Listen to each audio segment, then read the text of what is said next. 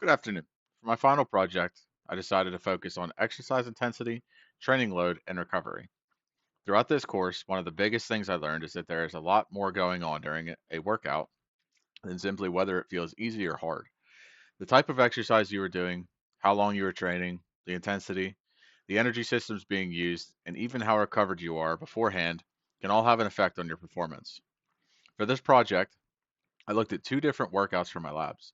One was a traditional back and biceps resistance workout, and the other was a loaded conditioning workout where I carried weight through wooded terrain. Even though both workouts were challenging, they were very different, which gave me a good opportunity to compare how my body responded to each other. For my back and biceps workout, I trained for about 60 minutes. I performed exercises like pull ups, lat pull downs, barbell rows, seated cable rows, and different variations of bicep curls.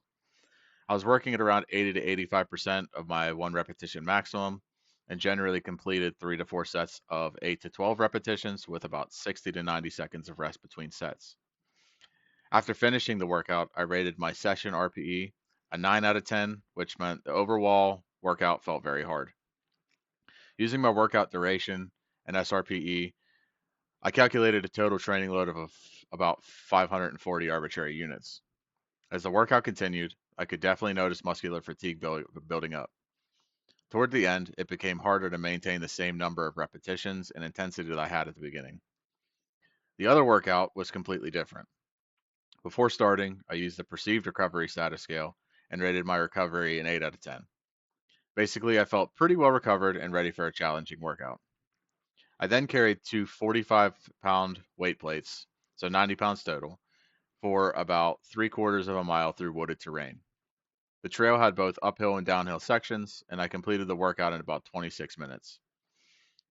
Afterward, I rated the workout an 8 out of 10 for perceived exertion. What I found interesting was that even though this workout was less than half the length of my resistance workout, it was still extremely challenging. My heart rate and breathing stayed elevated, especially when I was going uphill. As I continued, I started noticing fatigue in my grip, forearms, shoulders, upper back, core, and legs. Even with that fatigue, I was able to maintain my pace and complete the entire workout while only stopping to rest for a couple deep breaths 3 or 4 times. Looking at the physiology behind both workouts helped me understand why they felt so different. During the resistance workout, I relied heavily on type 2 or fast twitch muscle fibers because I was using heavier resistance. The ATP PC system contributed during the beginning of each set, while anaerobic glycolysis became more important as the sets continued. The loaded carry was different because I was pretty much continuously moving for 26 minutes. Type 1 muscle fibers played a bigger role because they are more resistant to fatigue and better suited for continuous activity. At the same time, type 2A fibers were still important because when I was walking uphill or needed to produce more force while carrying the 90 pounds. Recovery was probably one of the biggest things I took away from this project. Before the loaded carry, my recovery was at about an 8 out of 10, and my workout ended up being an 8 out of 10, which for perceived exertion as well. I'd given myself about 2 days between intense workouts, stayed hydrated, and ate meals containing carbohydrates and protein.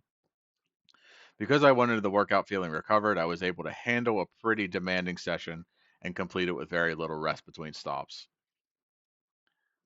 Before these labs, I would mostly judge my workouts based on how much weight I lifted, how hard I pushed myself, or how tired and sore I was afterward. Now I understand that those things only tell part of the story.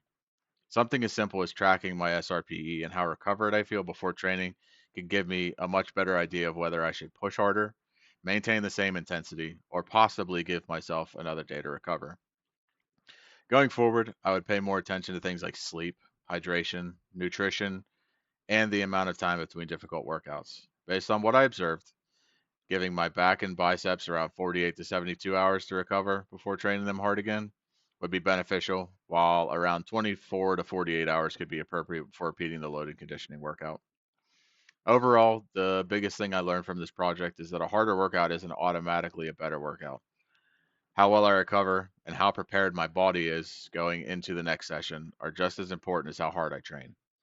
Understanding that relationship between training intensity and recovery can help me train smarter, perform better, and hopefully reduce unnecessary fatigue or injury over time.